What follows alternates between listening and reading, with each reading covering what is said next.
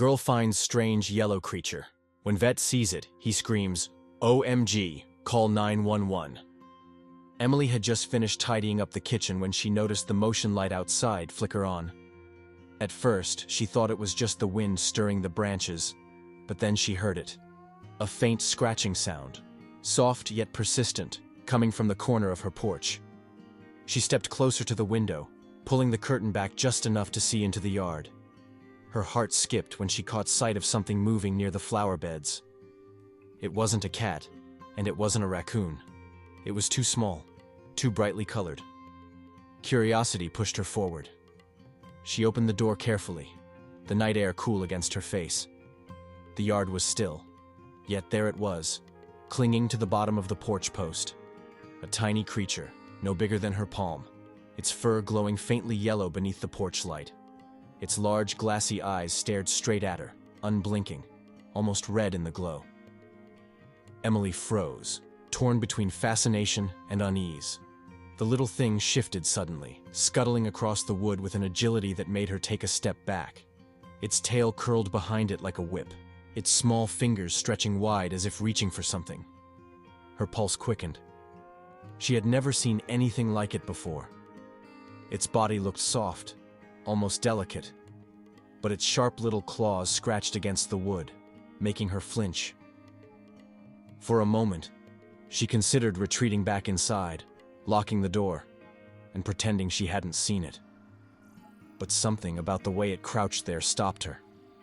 The creature gave a faint squeak, high-pitched and almost pitiful. Emily felt a tug of sympathy, despite the unease crawling up her spine.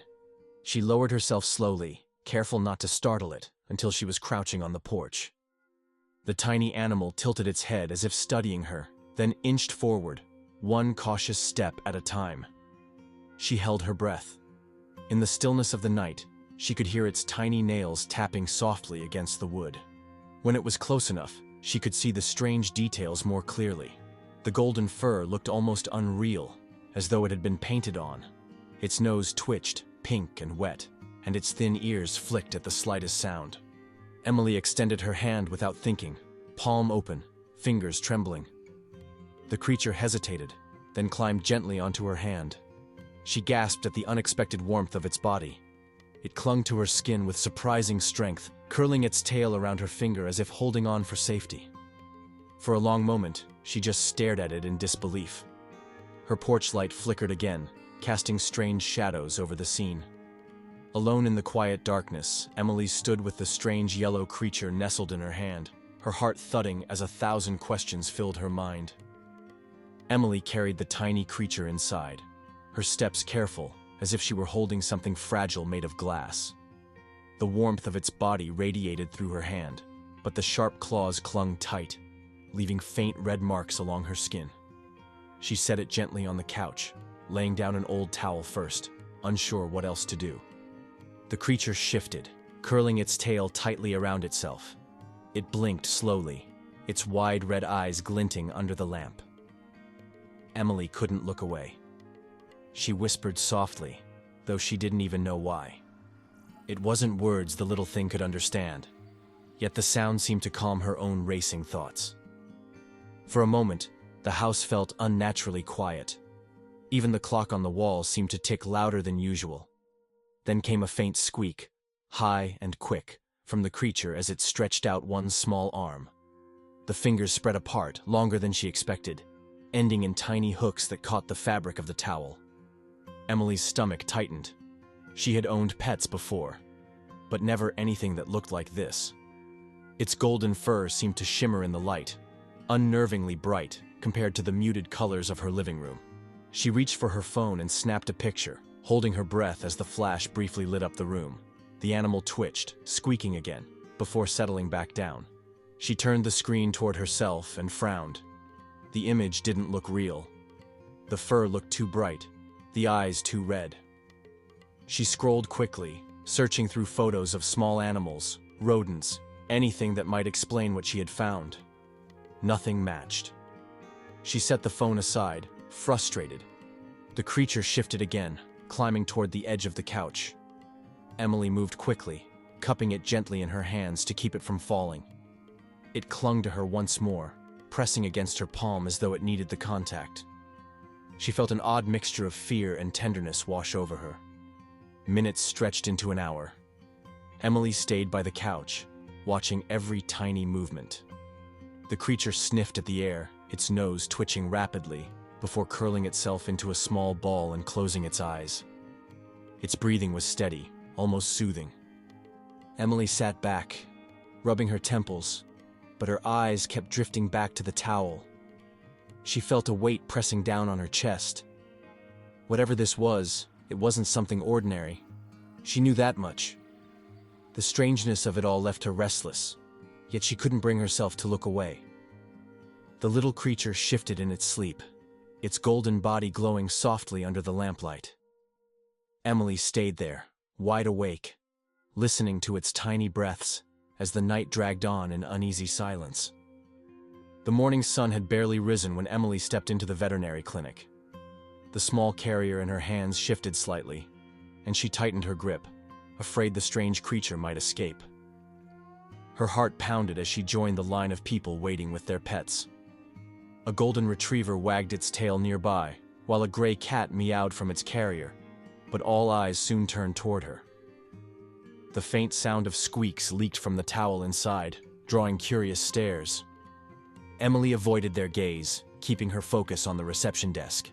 When her turn came, she lowered her voice, telling the woman behind the counter that she needed the doctor to see something unusual. The receptionist gave her a quick nod, though her eyes lingered on the carrier with quiet suspicion. A few minutes later, Dr. Harris walked into the waiting area. He was a tall man with silver hair, his calm presence reassuring the worried pet owners around him. He smiled faintly as he called Emily forward. She followed him into the exam room, placing the carrier carefully on the table. Dr. Harris leaned in, peering inside with the same steady focus he had used for decades. But the moment the golden creature stirred, clinging to the towel and fixing its red eyes on him, his expression shattered. His clipboard slipped from his hand, clattering loudly against the tile floor. He stumbled back a step, his voice breaking through the silence. "Oh my God! Call 911!" The sudden command rang out sharply, and Emily's chest tightened. Her legs felt weak as her eyes darted between the vet and the carrier. The nurses rushed in, alarm flashing across their faces. One reached for the phone, while another moved closer to the table. Emily's throat went dry. She wanted to speak, to ask what was happening, but no words came.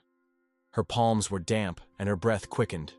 She imagined the worst: venom, disease, danger she had unknowingly carried into the clinic. Dr. Harris forced himself forward, his hand trembling as he opened the carrier door. The little creature scrambled onto his glove, gripping tightly, its golden fur catching the light of the room. His voice was sharp again, though lower this time, almost to himself. "I can't believe this.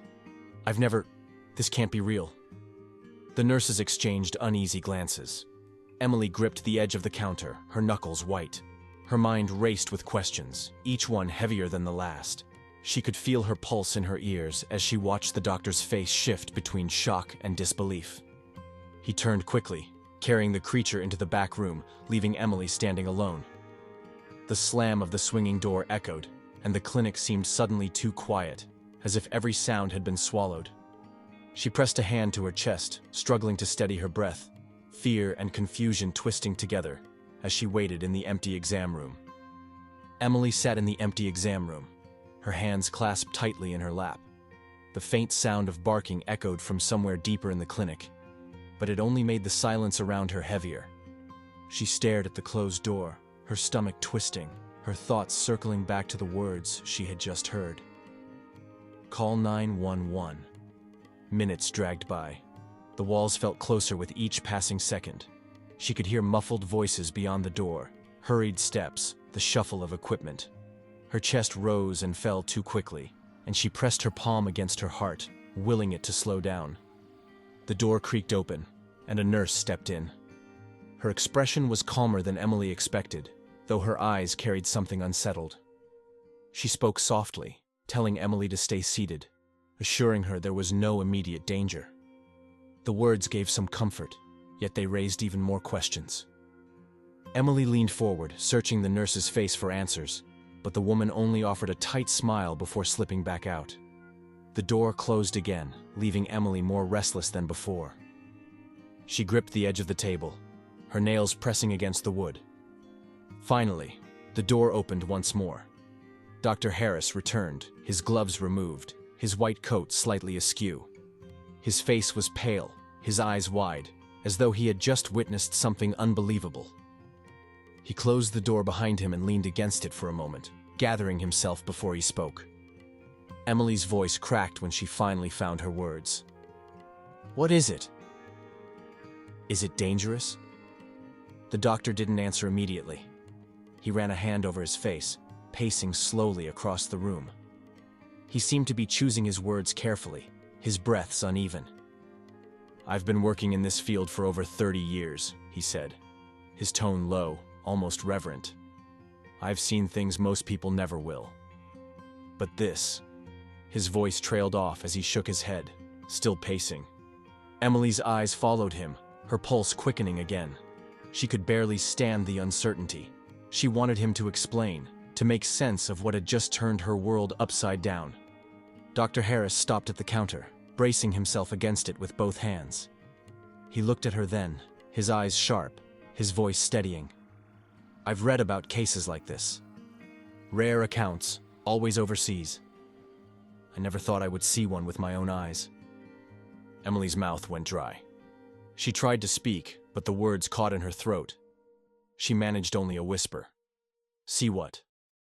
The doctor exhaled slowly, as though even saying it out loud required strength. "Something I thought only existed in photographs and journals. Something almost no one believes until it's right in front of them." He stopped again, watching her closely, as if measuring how much more she could take. Emily sat frozen, her fingers digging into her knees, fear and anticipation battling in her chest. Dr. Harris finally straightened, his expression shifting from shock to something softer, almost awe. He reached for the carrier, carefully lifting it onto the table again. The small creature inside stirred, stretching its limbs before pressing against the mesh, its golden fur catching the overhead light. Emily leaned forward, her breath shallow. Every second felt heavier than the last. She searched his face, desperate for answers, until he finally spoke. "It isn't dangerous," he said slowly, his voice calmer now. "Not at all.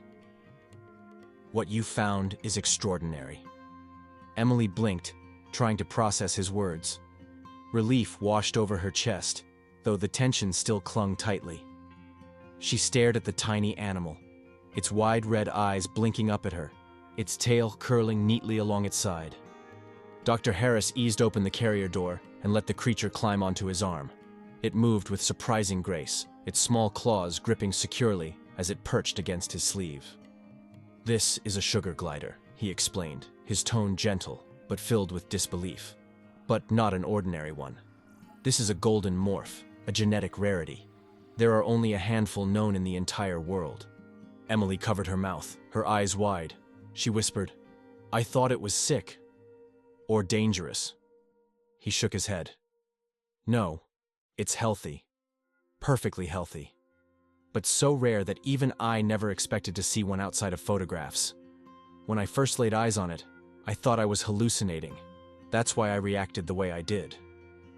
He let out a breath, almost a laugh at himself, before adding, "It's priceless in the eyes of collectors, but to science, it's a miracle." The little animal shifted onto his hand, leaping suddenly onto the table with a light glide that made Emily gasp. Its golden fur shimmered as it landed gracefully, turning its bright eyes back toward her. She felt her fear melt away, replaced by wonder. She lowered her hand to the table, and slowly, the tiny creature climbed into her palm again, curling its tail around her finger just as it had the night before. This time, instead of dread, Emily felt warmth spread through her chest. Dr. Harris watched the two of them closely, then gave a small nod. "It seems to trust you. That's rare, too." Emily looked down at the glowing little life in her hands, her lips trembling into a smile. The panic, the sleepless night, the terrifying moment in the clinic. All of it faded as she realized what she was holding. Not a monster, not a threat, but a small, extraordinary gift. For the first time since this ordeal began, Emily laughed softly, a sound of pure relief. What had started as a night of fear had turned into something far greater. The discovery of a rare golden creature, safe and alive, resting peacefully in her hands.